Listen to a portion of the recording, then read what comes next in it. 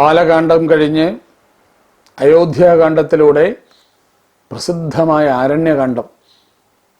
അരണ്യകാന്ഡം ജീവിതമാകുന്ന മനുഷ്യജീവിതം ഒരു കാടാണെന്ന് സങ്കല്പിക്കുക. കാമ ക്രോധ ലോഭ മോഹാദികളുടെ രാക്ഷസീയ ഭാവങ്ങൾ നിറഞ്ഞാടുന്ന ഒരു ശരീരം.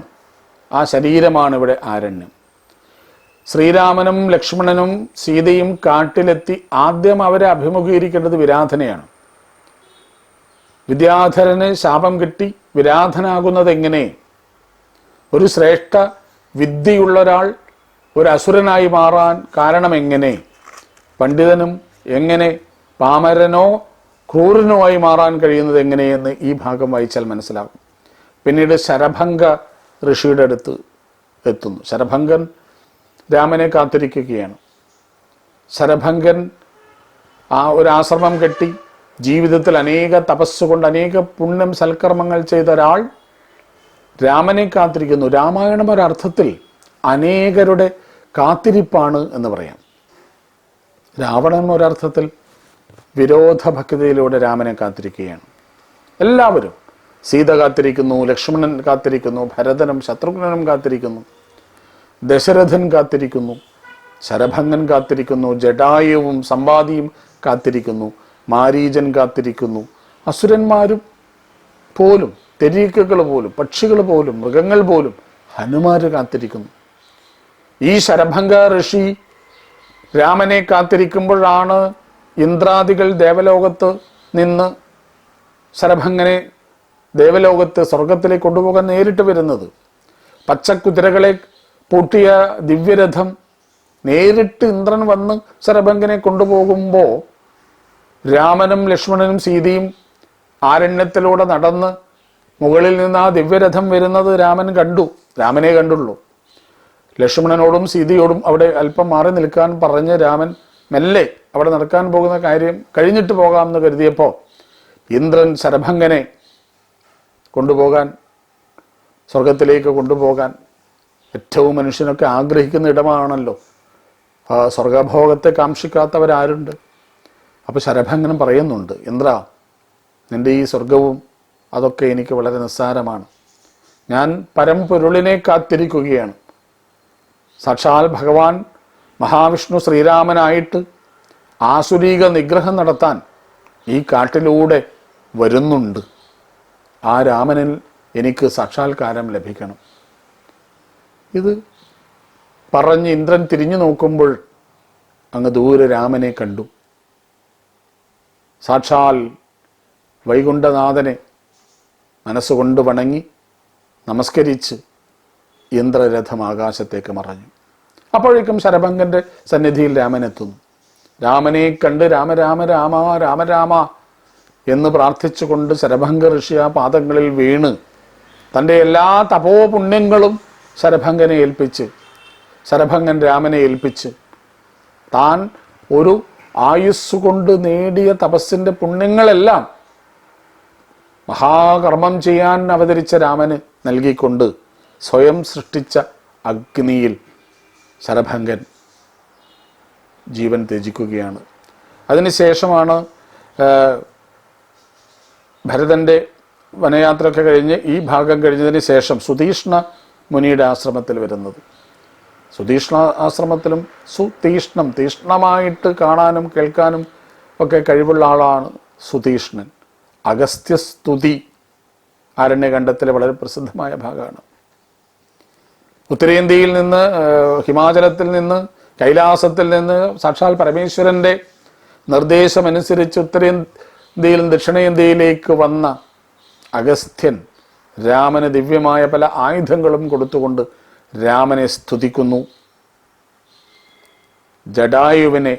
ജടായു സംഗമെന്നാണ് ആ ഭാഗത്തിൻ്റെ പേര്. ദശരഥൻ്റെ സുഹൃത്തു കൂടിയായ ഒരു കൂറ്റൻ പക്ഷിയാണ് ജടായു.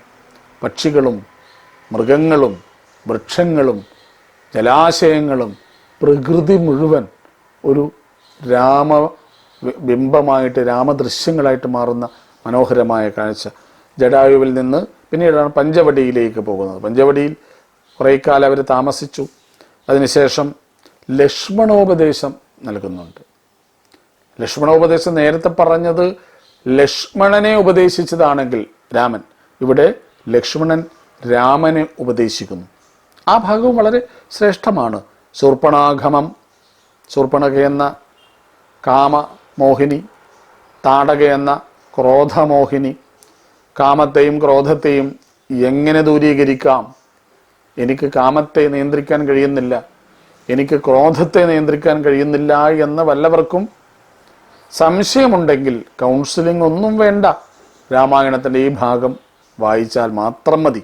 അത് നമ്മുടെ യുവതലമുറ പകർന്നാലോ പഠിച്ചാലോ പഠിപ്പിച്ചാലോ മാത്രം മതി. പിന്നീട് ഖരവധം, ശൂർപ്പണ വിലാപം, ശൂർപ്പണ ലങ്കയിലേക്ക് പോയിട്ട് രാവണനെ വല്ലാതെ പറഞ്ഞ് നോവിക്കുന്ന ഭാഗമുണ്ട്. രാവണ സഭയിൽ വെച്ച് ശൂർപ്പണഖയുടെ ഉജ്ജ്വലമായൊരു പ്രഭാഷണമുണ്ട്. ഇന്ന് നമ്മുടെ പാർലമെൻറ്റും അസംബ്ലിയിലൊക്കെയുള്ള പ്രസംഗം പോലെ രാവണൻ്റെ സഭയിൽ ശൂർപ്പണഖ, രാവണൻ്റെ അനുജത്തി ശൂർപ്പണഖ നടത്തുന്ന വലിയൊരു പ്രസംഗത്തെ ചരിത്ര വിദ്യാർത്ഥികളൊക്കെ പഠിക്കേണ്ടതാണ്. ഒരു ഭരണാധികാരി എങ്ങനെയാകണം എന്ന് സഹോദരി ഏട്ടനെ ഓർമ്മപ്പെടുത്തുന്ന ഭാഗമുണ്ട്. അതിനുശേഷമാണ് രാവണൻ്റെ പുറപ്പാട്. രാവണൻ വരുന്ന വഴിയിൽ സീതയെ കൊണ്ടുപോകുന്നതും ജടായു ചരമഗതി അടയുന്നതും ജടായു സ്തുതി അവിടെയുണ്ട്. പിന്നീട് കബന്ധനെ കാണുന്നതും അതിനൊക്കെ അത് കബന്ധ ദർശനത്തോടെ ആ ഭാഗം അവസാനിക്കുകയാണ്. പിന്നീട് കിഷ്കിന്ധാകാന്ഡത്തിലേക്ക് പോകുമ്പോൾ രാമായണത്തിൻ്റെ സുന്ദരമായ 6 കാണ്ഡത്തിൽ ബാലകാണ്ഡത്തിലെ പാഠങ്ങൾ നാം പഠിച്ചു. ബാലകാണ്ഡത്തിൽ ശ്രീരാമ അവതാരം, കൗസല്യാസ്തുതി, ബാലകന്മാരുടെ കുട്ടിക്കാലം, വിശ്വാമിത്ര ആഗമനം, താടകാവധം, അഹല്യാമോക്ഷം, അതോടൊപ്പം തന്നെ സീതാസ്വയംവരം, പരശുരാമ ആഗമനമൊക്കെ ആണെങ്കിൽ 2ാമത്തെ കാണ്ഡമായ അയോധ്യാകാണ്ഡത്തിൽ നാരദ രാഘവ സംവാദത്തെക്കുറിച്ച് ചർച്ച ചെയ്തു. അഭിഷേക ആരംഭവും അഭിഷേക വിഘ്നവും നോക്കി. മന്ധരയെക്കുറിച്ച്, അതിനുശേഷം വിച്ഛിന്നാഭിഷേകത്തെ തുടർന്നുണ്ടായ ലക്ഷ്മണോപദേശം, വനയാത്ര, ഗുഹസംഗമം, ഭരദ്വാജമുനിയുടെ ആശ്രമം, ഭരതൻ്റെ പാതുകയാത്ര, ദശരഥൻ്റെ ചരമഗതി, സംസ്കാര കർമ്മങ്ങൾ, ഭരത രാഘവ സംവാദം, ഇതൊക്കെ കഴിഞ്ഞിട്ട് ആരണ്യ കാണ്ഡത്തിലേക്ക് വരുമ്പോഴോ വിരാധവധം, ശരഭംഗാഗമനം, അവിടെ സുധീഷ്ണാശ്രമത്തിലേക്ക് എത്തുന്നതിന് മുമ്പ് രാമൻ അനേകം ഋഷികൾക്ക് വാക്കുകൊടുക്കുന്ന ശ്രേഷ്ഠമായൊരു ഭാഗമുണ്ട്. അത് സമയം നിർഭോജിതമായിട്ട് പറയാം. അഗസ്ത്യസ്തുതി, ജടായു സംഗമം, പഞ്ചവടിയിൽ, പിന്നീട് ലക്ഷ്മണോപദേശമുണ്ട്. ശൂർപ്പണഖയുടെ വരവ്, ശൂർപ്പണഖയുടെ കർണനാസിക ഛേദനമുണ്ട്. ഖരദൂഷണന്മാരുടെ വരവ്, ശൂർപ്പണഖ ലങ്കയിലേക്ക് പോകൂ, പിന്നീട് സീതാപഹരണം, സീതാ അന്വേഷണം, ജടായുവിൻ്റെ ചരമഗതി, ജടായുവിന് മോക്ഷം കൊടുക്കുന്നതും ജടായു സ്തുതിയും കഴിയുന്ന ഇടത്ത് കബന്ധാഗമനത്തോടുകൂടി ആരണ്യകാണ്ഡം സമാപിക്കുന്നു.